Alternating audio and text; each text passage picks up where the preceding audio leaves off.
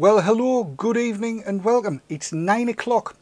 It's Wednesday night, and tonight on VT Talk I have a very special guest who's been subject to, I suppose you would call it, mistaken identity. Not his, but an object. And more that, after we've spoken to him and heard this story, which could be amusing in parts, we'll be looking at what the World Health Organisation's going to be doing to your and my future and hoping that they don't get their own way. That's all in tonight's wonderful, marvellous VT Talk.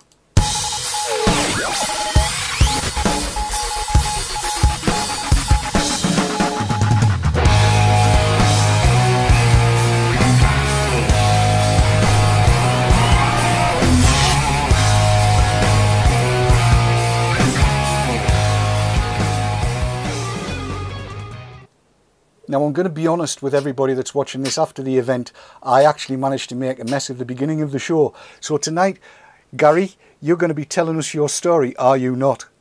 I certainly will. Goodly goodings. Now we'll cut to the live thing. Thank you.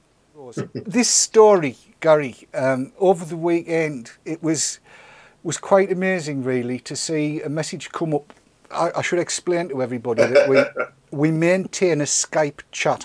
Skype is the lifeline to everything, and we maintain a chat, and in there little messages go backwards and forwards between members of the team, and it's a very, very useful way of communicating.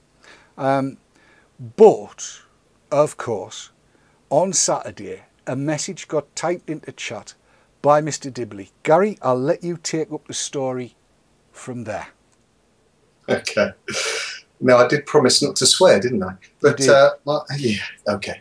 I was actually filming the show, and I said to my wife, as normal, I need a red light outside the shed for dual purposes, but one will be good. I normally say to my wife, I'm filming, don't come in, don't knock, don't do nothing, I'm not here. And I got halfway through the the wood mod that's absolutely killing me at the moment. Yes, got halfway through that, and there was a knock at the door. And in my frustration, I turned to the door and went, "Yeah, filming." And she went, "I have the police for you." Sting. And I said, "Pardon, dear?" She said, "I have the police for you. The policeman on the phone would like to talk to you." And I went, yeah, okay. And I took the call, and I was introduced to, obviously I'm not going to say names, but I was introduced to SO15, Detective Sergeant from the Anti-Terror Squad, who wanted to have a chat to me about a device that was sent through the post. And that is where, Dave, the story begins. Indeed it does, yes. A device sent through the post which had been intercepted, and the Anti-Terror Squad is calling you? Rather bizarre. It did transpire, however, that the device I was sending... I've got to stop saying device, I'm going to get shot. But the device that the piece of Let kit. me start. Can we edit that and go back? Yeah. Let's start again. The piece of mod, kit. The penguin, the panda, the whatever it's called, the vaping unit that I was sending with a C4 attached was I had a PM on the forum, and some guy wanted to basically buy a mod from me, and he did give me an address. However, the one thing I didn't check out was this address was a forwarding address to a far distant country, shall we say. And this place was a repacking device. Repacking device? I'm losing it. It was a repacking place. So basically these guys had unpacked said mod and thought it may have been a bomb. And they called the bomb squad, the anti-terror squad, HM Customs, and police. And that's where it starts again, really. So at this point in time, Are we allowed to say what kind of mod it was you were dispatching to foreign climes via this intermediary? Let's just, it was a VV device, and essentially because it had and I'm going to use exact phrases, because it had a countdown timer on it, and it took batteries, and it had something smeared around the top that looked like explosives. It was deemed that it was a terrorist device. I ended up spending probably 2 hours on the phone, explaining vaping, explaining everything, and I was told reliably that my face is now known because they had been watching Tin Your Tip and had been investigating various forums that I frequent. And they do understand that I'm a genuine guy. However, they needed to go through everything that was actually in the mod. And it started with the display. And it was termed a countdown display, to which I corrected them and said, no, that is a voltage display. To which they said to me, and can you tell me how that would be used? Of course, I was a little shocked at that point and said, yeah, well, it's a voltage display. It is used for displaying voltage. They did say to me, in what other circumstances would you use a voltage display? And I said, well, anything that you want to see the voltage at, mate, you would put that in your mod. And then it went on to the board that was used in it and how I come up with the design. Now, to be honest, I did say to the guy at the time, I wish I did, but unfortunately, these are mass-produced in China and come over in carton loads. And have nothing to do with design, but effectively it is a DC to DC converter board, i.e. you put a certain voltage in and you get a certain voltage out. And they were saying sort of, okay, and how can you use that? Well, let's just say you want to put 8 volts in and get 3 volts out. That's what it does. I'm sorry, but a DC to DC converter, detective constable to detective constable converter, 8 in, 5 out. I mean, it's not exactly rocket science, is it? But yes. Right, so I mean, as old Git has just put in, there is a serious point to this, and the one thing that I did point out to the guys was, look, literally, I mean, seriously, if you've had a look at what I do, you can obviously see that I'm not, in some I've been Dibley or whatever you want to call me, but this is a electronic smoking device, and they did say we have been seriously investigating e-cigs, and it is I've opened my eyes effectively as to what they are.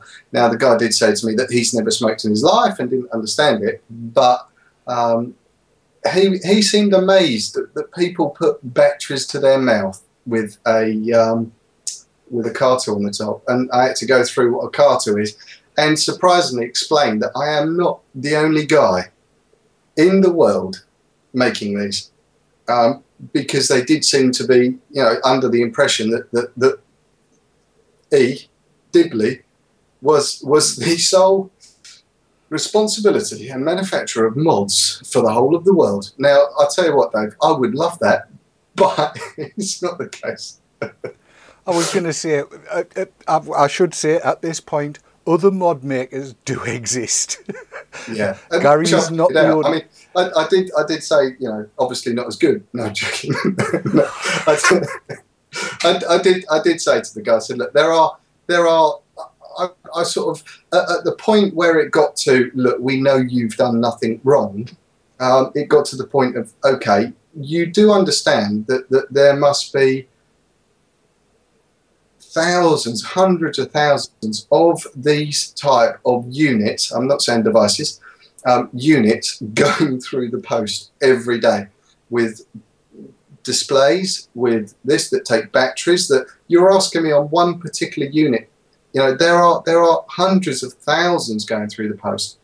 And he seemed relatively shocked by that. So I think if I mean, he gave me one bit of advice, and this was the advice from, and to be honest, if you're watching this, I think you should listen, to be honest, the guys from SO15.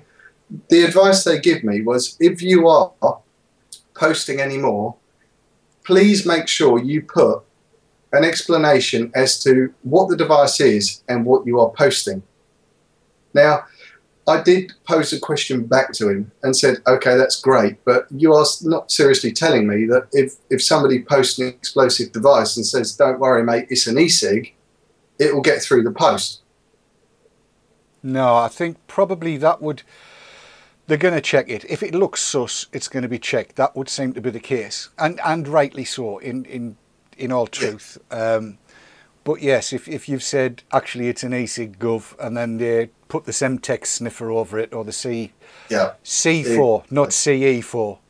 If they put the C4 sniffer over it, then but, they'll know that there's something adrift. Before we move it any further, sorry, Gary. Sorry, I was going to say, before we move it on any further, I'm going to throw Sav the most difficult link she's ever been thrown. Sav, is there anything coming from chat? There is. Careful what you say. Not a lot of it I can read, but I'll go through the comments. Question that came in from Seabiscuit before the show, and that's, is Gary keeping the Vaseline on standby still, or is it all calmed down yet? Jeff Bennion has said, you're on their list now, Gary. Keep the lube handy. Maddie Paulus has said, stunt wrench will get nicked too as an accessory. Olgate says, I know it sounds funny, but it's serious. Just goes to show that people are on the ball, as it were. Kerry Henderson has said, that's why it's taken so long to import stuff. Bomb Squad are testing it for Vaseline smears. And we've also had very boring saying it brings a new meaning to the title Mod Father. Kerry's also said your new tagline should be Garry Dibley, tested by the Bomb Squad for authenticity. And Olgate has said he doesn't leave horse heads in people's beds, he leaves stunt wrenches. Well, quite, yes, quite. Oh, dear. But it does bring up a serious point, actually. It does, yeah. I think we were saying that the serious point is, and I think realistically it is a, if you like, and it should be a message to anybody that's posting anything, because I think this is going to be, become more potentially more frequent, not just shipping abroad. I mean, particularly guys shipping abroad. I would say you do need to take that into account and take precaution, as well as a lot of the vendors ship abroad, and I wouldn't be surprised if we start seeing a few more of these, to be honest. Yes, I mean, I think it's safe to say that the shall we say the layout and the circuitry that they would have seen through any X-ray and what have you will have been entered into the database, so they're going to know what that particular mod that you were shipped looked like, in terms of recognition patterns and stuff like that. And I would imagine that anything that's shipped in a padded envelope that's got, we sell e-cigs.co.uk. I bet somebody registers that before the end of the night. But, we sell e-cigs.co.uk. If they see that and a big, whatever, those patterns will be recognised once they've tested all this stuff out. But I would think that there will be one or two interceptions. It looks as though they're being a little bit careful with all of this, which... We were having a conversation about this over the weekend, and one or two members of the team were saying that they were surprised it's taken this long for something like this to happen. But I mean, there's no like this happened to you before, though, has it, Gary? No, it's the first time. And to be honest, I do think it was purely because it went through, if you like, a forward shipping company. And the way a forward, I mean, I learned a lot myself. The way a forward shipping company works is they will effectively open the packages for somebody and repackage them and ship them as a bulk lot. It's the first time it's happened. And I did say to the guys, if I am ever shipping anything internationally, I always fill out the declaration with my address, with my contact details, etc., etc.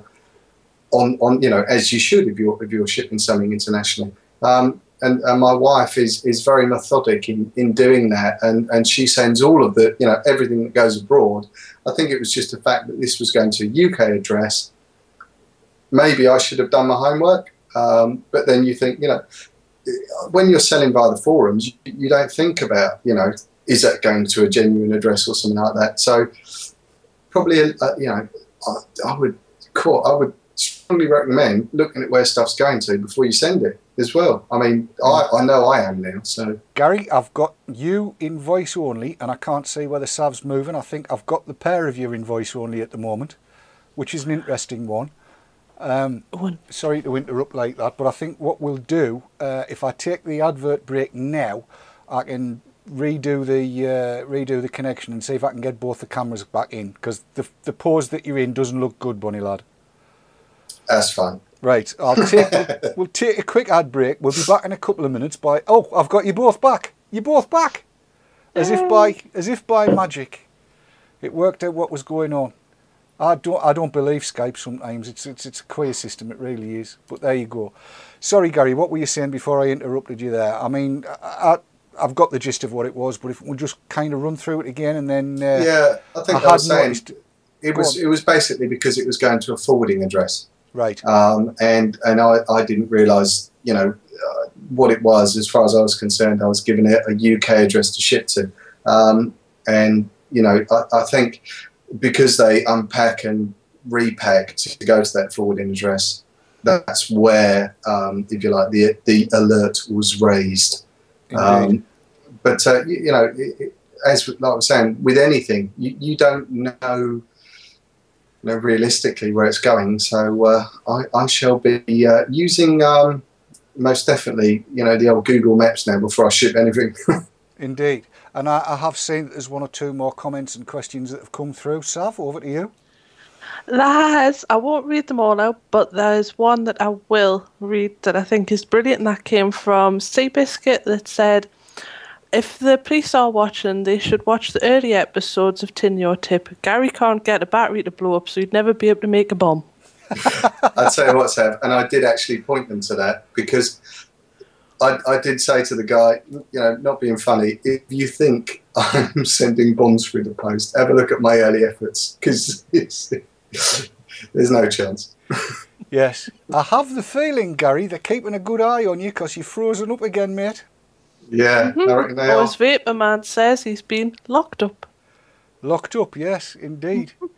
I'm just worried that while the picture's not streaming through, there's a latex glove and, yeah, let's not go there. It actually looks as though both have locked up again. So we will take the adverts. Now you're back. Every time I go to take the adverts, it all comes. I'm taking them this time. I don't care. Skype, do your worst. Do your damnedest. We'll have 2 minutes of advertisements, and when we come back, we might be changing the subject a bit because there's all kinds happening this week. Back in 2 minutes.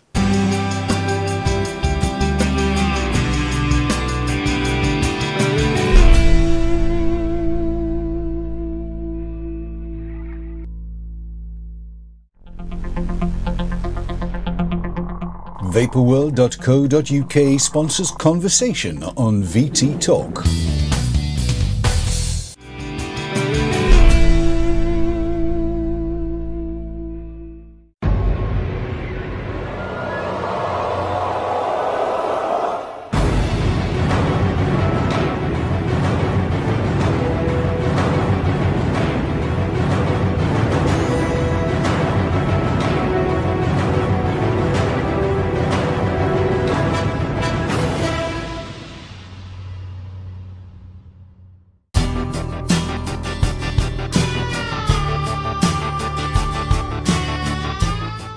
GG, because you want one. iVapor and iVapor Elixir, based in Yorkshire, for your e-cig needs. That's ivapor.co.uk and ivapor-elixir.co.uk. iVapor and ivapor-elixir.co.uk, proud sponsors of vaportrails.tv.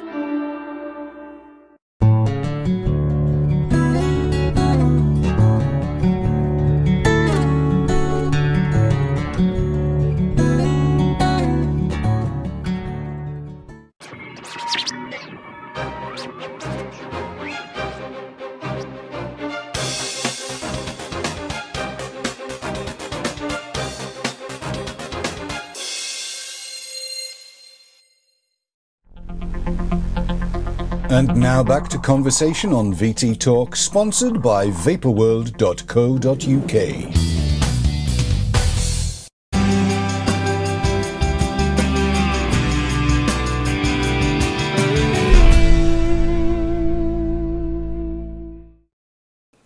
And we're back in the room. Now, I quite often don't let that little last 12 seconds of any adverts play in because I want to get on with things, but tonight I decided to do that because that little strap line that goes under vaportrails.tv where it says because e-cigs matter is right. E-cigs do matter, and this week the World Health Organization is going to be doing its best to get shot of them, we think.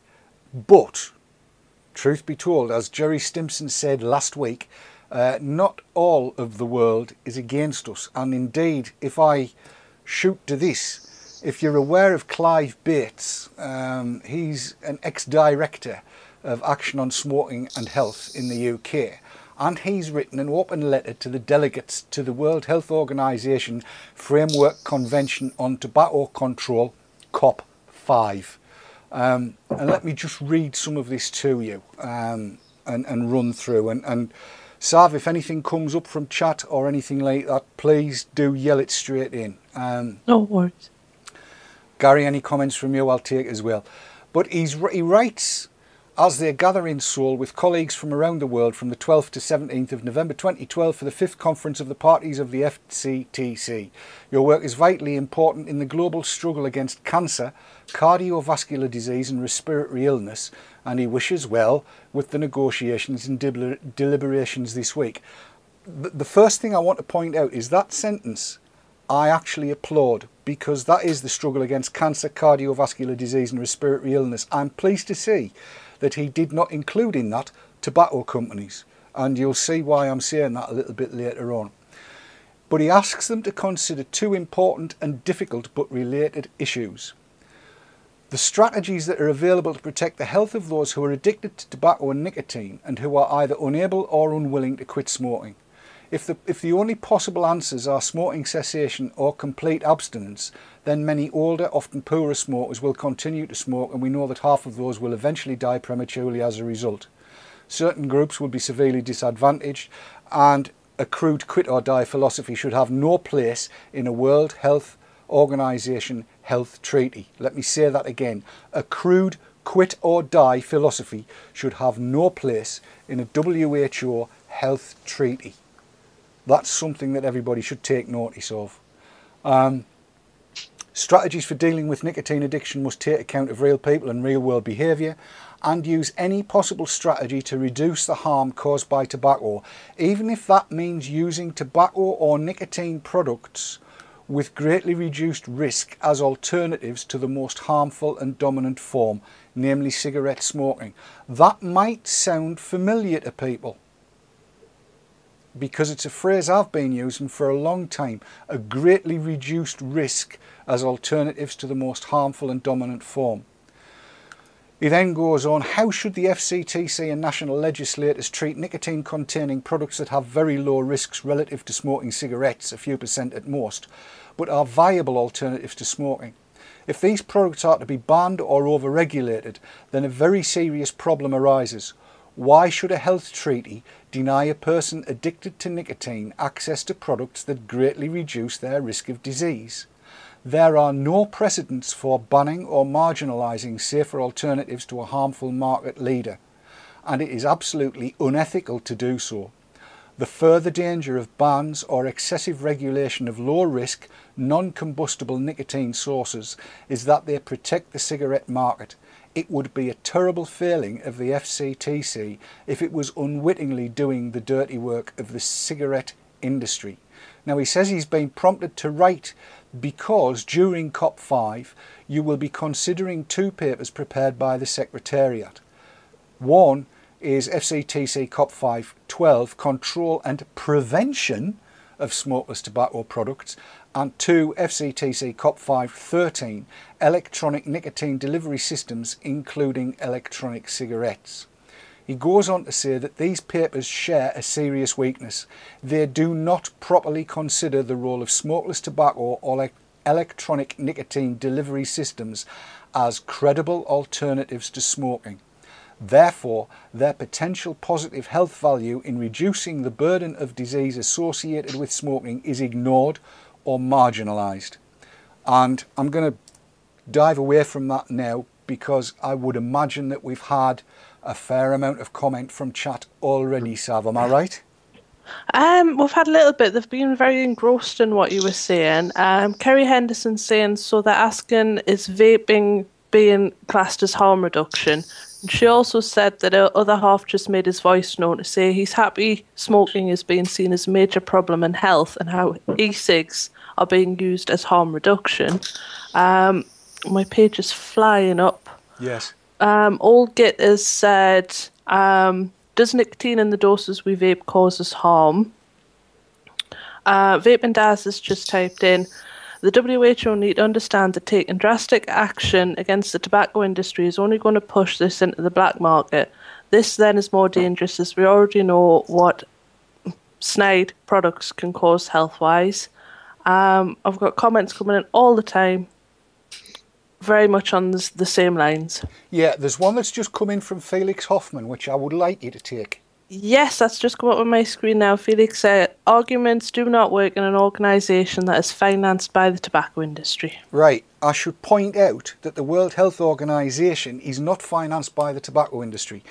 In fact, I've been doing a lot of digging this week because I wanted to see what was going on actually at this Conference of the Parties, number 5, in Seoul, which is in Korea, apparently. And I came up with all kinds of information, and I wanted to find out who was eligible to go and actually watch what was going on, who could be allowed access as an observer or a reporter. And I found this. This is the accreditation of non-governmental organisations with the status of observer to the Conference of the Parties. And I've been getting a little bit worried by this, and you'll see why. Rule 31.2 of the Rules of Procedure of the COP stipulates that international and regional non-governmental organisations, and I should tell you that vaportrails.tv is a non-governmental organisation, ECHA is a non-governmental organisation, and e-cigs is a non-governmental organisation.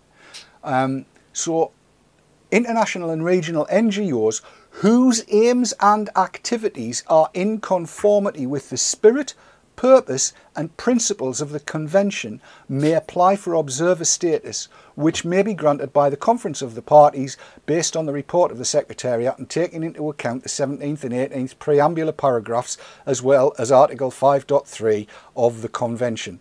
Let me tell you now, they wouldn't let us go. The reason being that we are seen as championing e-cigs, and therefore, as far as they're concerned, that makes us tobacco company sympathisers. So they won't let any tobacco company go, they won't let any e-cig manufacturer go, they won't let any e-cig vendor go, and they won't let any organisation that champions the cause of harm reduction via e-cigs go, because we are not wholly in harmony with what they want to do. More to that, more than that, and again, this is scary, I think. I've found the minutes, if you like, of the various different meetings because I wanted to know what was going to go on where. And in the minutes of Tuesday's stuff, it says here, where are we? Let's find it. The various different meetings, if I can, because there's so much to go through here. But the various different meetings decided that it would be a good idea to ban the public from being there. Well, let me just try and find it. It must be in. Do you want me to read a couple of comments while you're looking for that? If you would, please, Sav, yes. Yeah, Yansu Finn has said, no one is saying vaping is healthy, it's less harmful, why can't they understand that? And Sam Monroe said, you can't have a real conference where everybody there is singing from the same hymn sheet, to which MJ Jones said, so you can only go if you agree with them. And Kerry Henderson has just typed in, what if we just use them? Sorry, I've just lost that 1 second. What if those of us who have smoked, tried giving up by other means, and have used vaping as harm reduction, but still as a means of using nicotine? Russell Orders said that will change. They will split their focus between developed and developing companies. And Very Boring has just typed in, common in politics though, only invite people who agree with you so you can produce a document of your liking and can be used as an official reason for your actions. Indeed, and I've actually found the bit that I was looking for. If I go to that, the first meeting of Committee A, which wasn't about the e-cigs, that happens tomorrow actually. In the chair is Professor Nuntavan Vikit Vadakan from Thailand, which has already banned e-cigs, I should point out. The chair opened the meeting with a procedural matter concerning the attendance of members of the public in the meeting. It was unanimously decided that the public should be excluded from the meetings of Committee A. That means no journalists, no reporters, no television cameras, no nothing. It's happening behind closed doors. And if we go for, oh, that, by the way, that was about price and tax measures to reduce the demand for tobacco. So they're going to up the price again. And further down, the first meeting of Committee B, in the chair was Mr. Caxton Masudi Ngewo from Kenya. The chair opened the meeting with a procedural matter concerning the attendance of members of the public in meeting. It was unanimously decided that the public should be excluded from the meetings of Committee B. Which means, basically, the World Health Organization is deciding on matters nicotine related, not just tobacco. It's nicotine is what they're talking about, but it's happening behind closed doors. In other words, the likes of you and I have got absolutely no say in what's going on. Gary, your thoughts? Bonkers. It's crazy. I mean, you sort of think in one way, who regulates these guys? You know, I know they are a government sort of body as such, but I mean, who the hell regulates them? I mean, to exclude people that may have opposing opinions, come on, for Christ's sake. You know, it's almost like, you know, it reminds me of school ground tactics, you know, tying a kid up and, you know, tying him up and let all the bullies beat the hell out of him. You know, that's the best way I'll describe it. Well, it strikes me as being almost unconstitutional. I mean, the fact that an ex-director of ASH feels it necessary to write that open letter to everybody there, and he's got three recommendations that they do, and I'll bring those in. And he's asking, first, do no harm. It's this section down here. Do no harm. Please do not agree to regulations internationally or domestically that deny smokers access to ways of taking nicotine with greatly reduced risk. This misguided prohibitionist agenda would be harmful to health, highly unethical, and amount to support for the cigarette industry. 2. Look beyond the 2 Secretariat papers above. They overlook the most important issue and opportunities for considerable health benefits. Delegates should insist on a broader assessment and should request an impartial, scientifically credible assessment of harm reduction strategies for the next COP or other appropriate FCTC forum. They should begin to consider what form of regulation would create an enabling framework for nicotine products that could displace cigarettes for continuing nicotine users and thereby greatly reduce the burden of disease arising from smoking. The FCTC was set up to protect health, and tobacco harm reduction is a vital and powerful health strategy. Such regulation would be designed to build confidence in these products as alternatives to cigarettes and to promote switching from smoking to non-combustible forms of nicotine delivery. This guy's singing off our hymn sheet. He's singing off the hymn sheet we've been preaching for the last couple of years. And it looks as though he's as concerned as I am that the World Health Organization is going to become an organisation of nicotine Nazis determined to see the eradication of nicotine everywhere. They're not just on about tobacco. This was something that I'd been trying to get across over the last few weeks, and I've been shouted down by a fair few people.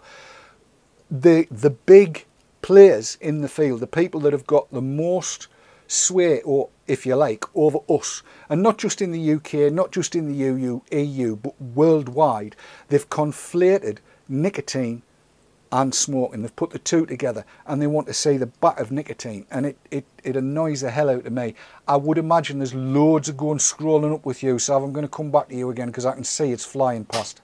Yes, there is. I'll read what I've got. Vape and Daz says, what gives them the right to play God with people's lives and make decisions on behalf of the public?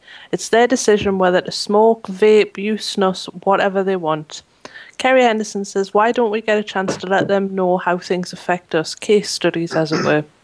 Daz also says, if you sift through, it's all down to money.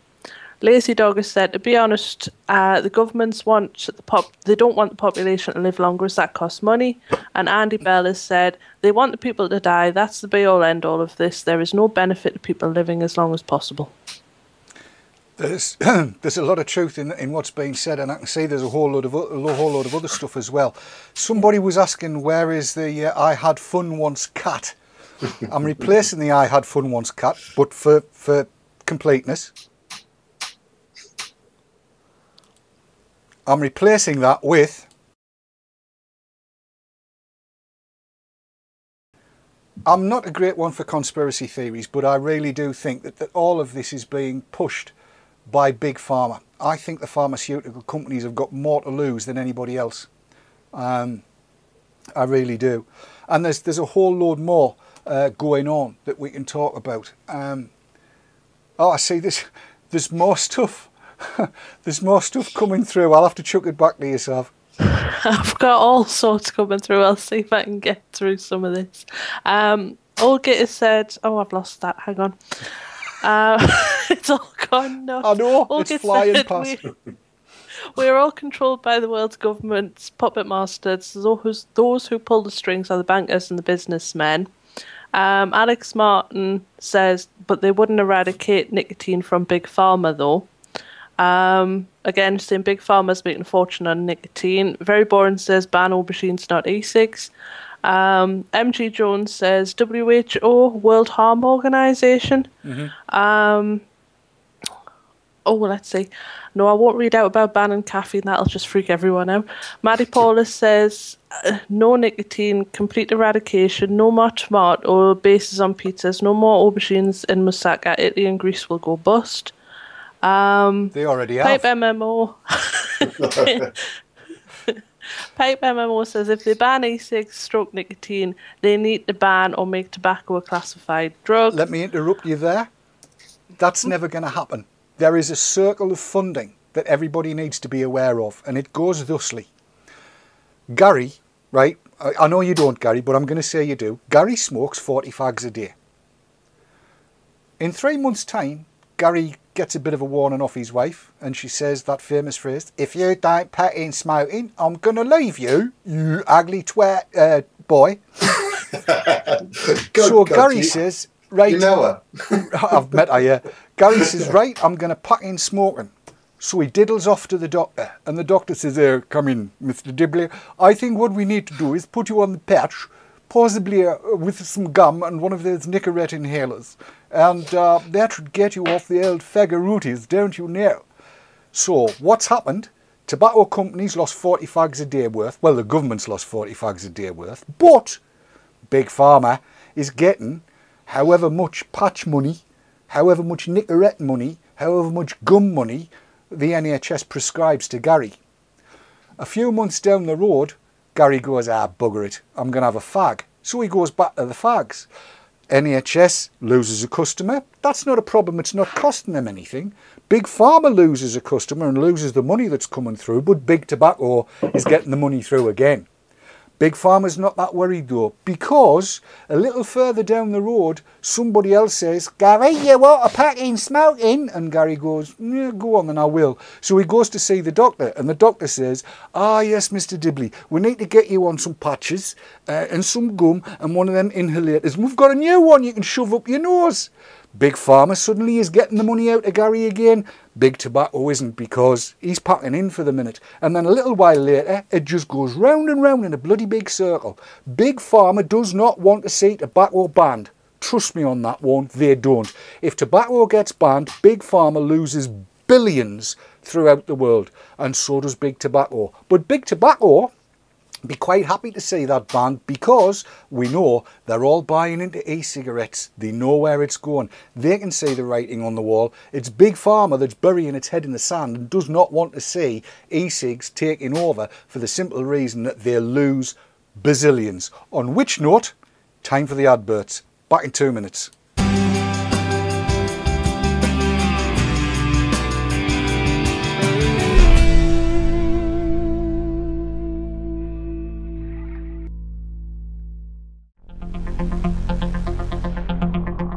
Vaporworld.co.uk sponsors conversation on VT Talk.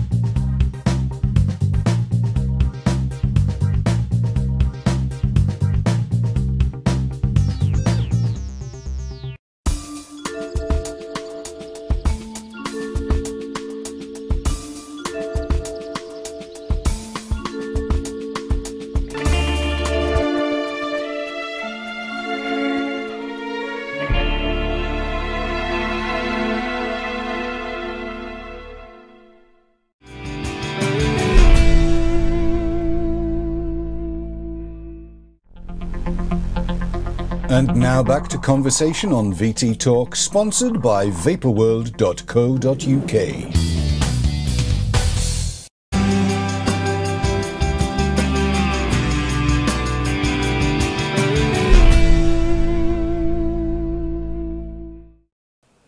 Yes, welcome back to VT Talk here on Vapor Trails TV, because e-cigs matter.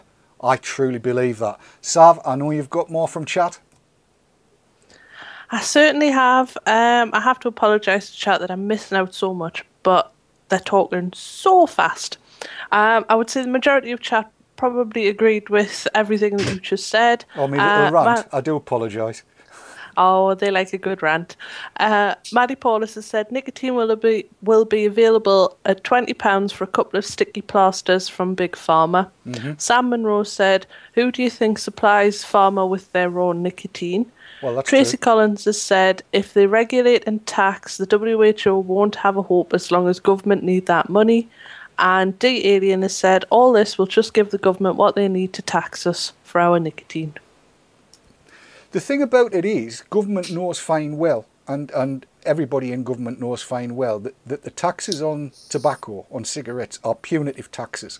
And again, just in case you're not aware of this, the World Health Organization Framework Convention on Tobacco Control has a section devoted to helping governments extract the maximum tax possible out of tobacco. In other words, to get the maximum revenue possible. And I'm pretty much aware that there are states in the USA that are dependent on tobacco money in order to carry on, whether it's by taxation or by the big settlement that they've got over there. But certainly in the UK, taxation gets 11.7 billion UK pounds into the Treasury, and apparently the cost to the NHS estimates vary between 2.7 and 5.7 billion pounds. So it's a net earner. Governments the world over are the biggest holders in biggest stakeholders, that is, in big tobacco. And yes, without big tobacco, there's a lot of countries that are going to be an awful lot poorer. And I have to say, everything I'm seeing coming out of the WHO tells me that if we've got to look for an ally, it wouldn't be with Big Pharma, it would be with big tobacco, I've got to say, because we're being lumped in with them by WHO, by the EU, and by an awful lot of these. I've got to be so careful how I put this, but the anti-nicotine and tobacco zealots, the ANTZ, or Z as they say in the States, ants. We're all lumped together with them, and we need to be aware of that, I think. Garry, you know, you're such a quiet lad, and I know you're very, very thoughtful, though. What's your take on what we've been talking about so far? It's quite bizarre, because I I've not been as a vapor as well as a modder. I've not been that involved in, or I think I'm one of those people that just let it go. But it's very recently that you start to sit up and start listening, and you start to realise just how this is going to affect me. First time in a long time, especially today after reading the reports that were posted up, and it's bonkers. You sort of, I mean, I've got a little brain, Dave, and I'm trying to get me little brain around all these things, and you sort of, me personally, I try to work out I think that's my makeup. I try to work out the logic behind it, but really, I can't see where it's coming from, and you sort of get to the point where who the hell is actually making these decisions, and where are their, sorry, I shouldn't say where are their pockets being filled from, but I will do. And that's the question. Who does fund them? It's bonkers. It's absolutely crazy. And from my own personal experience, I was I still am asthmatic. That first statement will tell you something. I now class myself as I was asthmatic. I was smoking 20, 30, Marlboro a day, and it got to the point where I was getting old, and struggling, and using more and more asthma sprays and this, that, and the other, and I switched to vaping. Now, I was one of those people that I didn't want to quit. I had no intention of quitting, but luckily I found, by pure coincidence, a healthier way of doing it. And since doing that, in the past 3 and a bit years, my asthma spray is virtually redundant. It sits there looking at me going, use me. I hardly use it anymore. And for me personally, as somebody who has had asthma most of my life, and it got much worse when I started smoking at sort of 14, 15, but as a kid then you don't realise. But, for once, I am back to the point where I was before I started smoking. And nobody is going to tell me that, that is worse or should be banned or over a fag. To me, ban a fag first before you ban that, because me personally, it's a hell of a lot of a more healthy lifestyle I've got now than I've had for probably the past 15 years of my life. And if you're going to take that away from me, I will get the basically. I would agree with you. I mean, from my perspective, I don't deny anybody the freedom to choose what it is they want to do. I suppose you might class me as a radical libertarian, really. My view on it is I don't care what it is. If you want to put it in your body and you're prepared to accept the consequences, go for it, sunshine. I do not care. It doesn't affect me directly, and therefore I really have no say in it. And I do object to people who have positions of power, whether it's self-elected power or elected power, that think they have the right to tell people what they can and can't do. I don't believe they do. That's my views, and it does colour what I say and how I rant and things like that. And if you don't agree with those views, anybody out there in viewership land, I don't apologise for them. They're mine. Yours might be different, but my views are such that I don't grant you. You have the right to hold the views you do, and I respect them. Might not agree with them, but I do respect them. I'm seeing all kinds is coming in on chat though again, Sav, so I'm afraid you've got a busy night tonight, pet. I'm sorry about that. It's alright, I think I've grabbed these ones this time. My mouse is playing ball with me. Andy Bell says, I really don't mind paying tax on e-cigs if it means I will live longer. Just tell them to tax it and then cut all this rubbish out. Howard Vale has typed in, the WHO holds closed-door cigarette tax meeting. The World Health Organization barred reporters and the public. Kerry Henderson says, we're not anti-nicotine, we're just anti-harmful delivery. To which MG Jones says, I'm pro-nicotine and I'm pro-caffeine.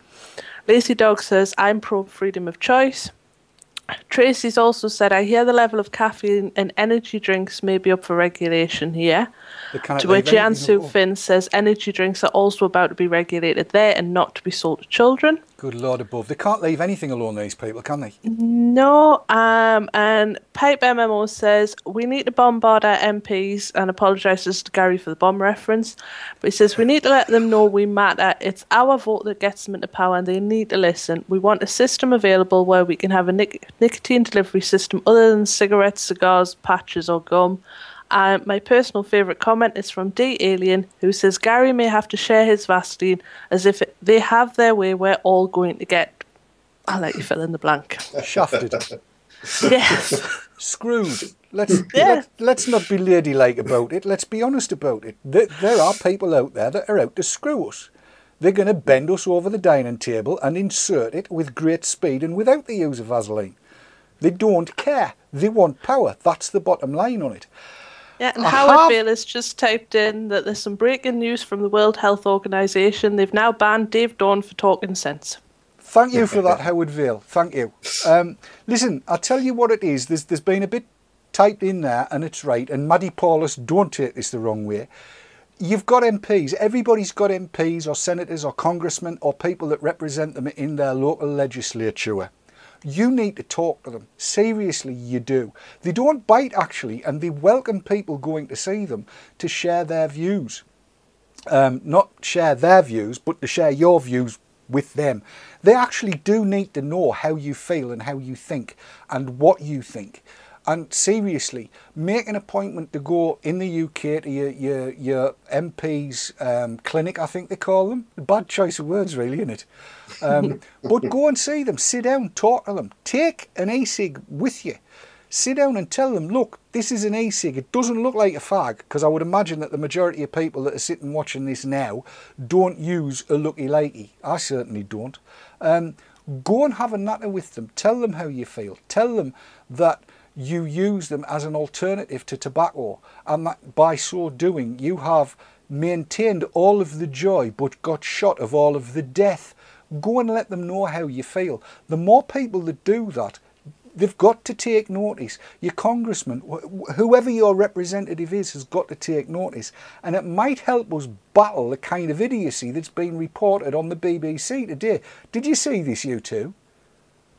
I'm going to share this with the world. If you're not aware of this, some nutter is now suggesting that we might have to buy a license in order to smoke, and by extension, because nicotine is smoking according to these nutters, we would need a license to use e-cigs. This is a Professor Simon Chapman from the University of Sydney, probably the most proscriptive nation on the planet the way things are going.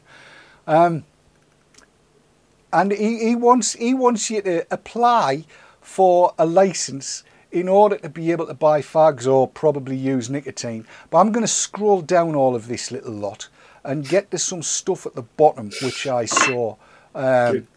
Professor Collins got the right idea on this. He reckons that Chapman's a nutter, I reckon. Where are we? I've lost the bit I was looking for. It marks tobacco as a product uniquely deserving of such regulation and thereby invite reflection amongst smokers on why this exceptional policy is being introduced. It may diminish self-exempting views that smoking is just another unexceptional risk in life's jungle. I don't agree with that. That's Professor Chapman. Where are we? I'll give you some of what chat's saying about this. They're saying what we got next is there going to be a limit on how often I can go to the toilet or pass wind. Have I got to have a license for everything? A counter as such. I mean, it's getting ridiculous. And you can apply for a license when you're 16, no doubt. No doubt. Yes, you would need a license for that. I mean, quite honestly, I can't find the bit that I was looking for in that because it's such a long thing. But this guy Chapman was on about conjuring up a phantom nanny state. It's not conjured up; it's already there. I'm sorry. I get really wound up by all of this, and I've actually got wound up so far I can't find the bits that I wanted to refer to, and I do apologise to everybody for that. But you know, I can see we're fast running out of time. Let's bring chat in one more time on this lot, Sav, because there's a whole load of stuff going through there. Yeah, go for it. There's an awful lot. Very Boring has said Prof. Simon Chapman is an anti and has published books on it previously. The Aliens, License to Smoke. Oh, here we go. Hit the poor again. Alex Martin's just said it's not an anti-state, it's a health and safety state. Kerry Henderson said, where's my bubble wrap? I might as well get a suit made. And I won't read out what Vaporman's just put in, but I think it's what everyone's thinking. Pretty much. Yes, yeah. Pretty much. Can I just say to everybody that VT Talk is here to kind of look at the issues in a worst case scenario. My hope is that tomorrow, when the conference of the parties to the FCTC get their heads together, that they actually see sense, that they actually listen to what Clive Bates has said and what Jerry Stimson said. And Jerry, I think, will be with us next week again to discuss hopefully what the World Health Organization has come out with.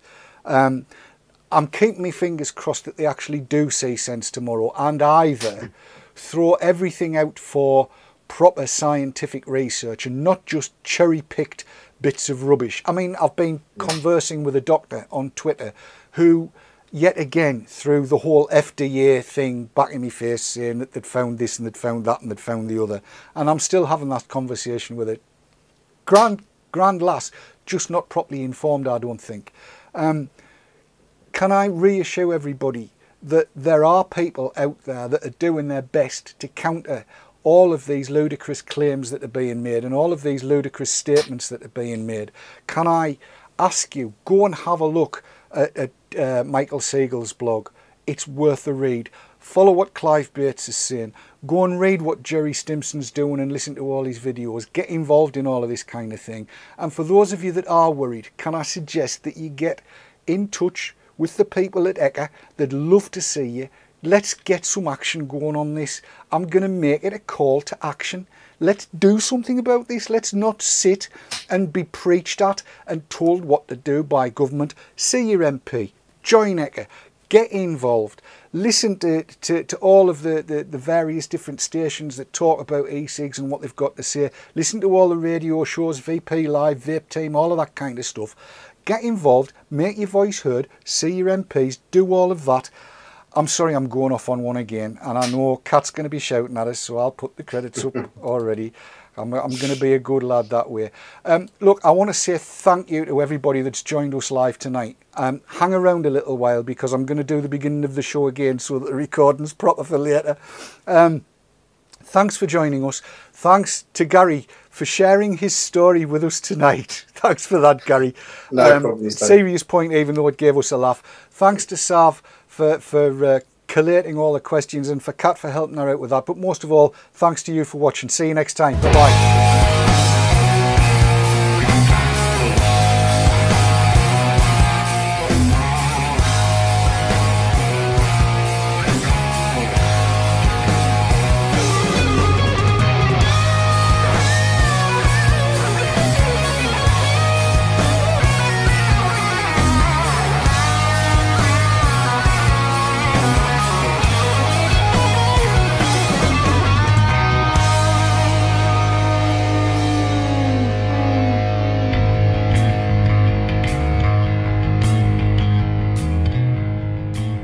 VT Talk was sponsored by Vapor World, introducing the straight-up range of e-liquid from the USA containing real tobacco extracts.